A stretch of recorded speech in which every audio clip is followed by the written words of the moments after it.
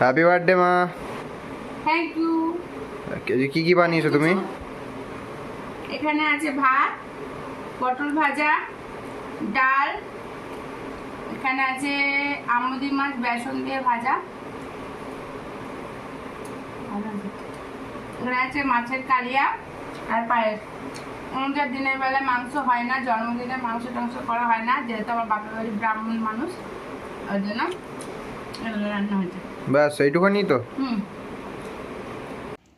Hello বন্ধুরা, আজকে দেখো আমার জন্মদিন, মানে আজকে ছেলে রান্না করেছে। এখানে রান্না করেছে ফ্রায়েড রাইস, এখানে করেছে চিকেন কষা ক্যাপসিকাম দিয়ে,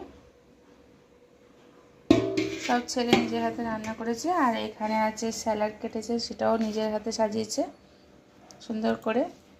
এখানে আছে মিষ্টি, এখানে পায়েসটা সকালবেলায় করা হয়েছিল, আছে পায়েস, আর আছে আইসক্রিম আর কোল্ড ড্রিঙ্কস।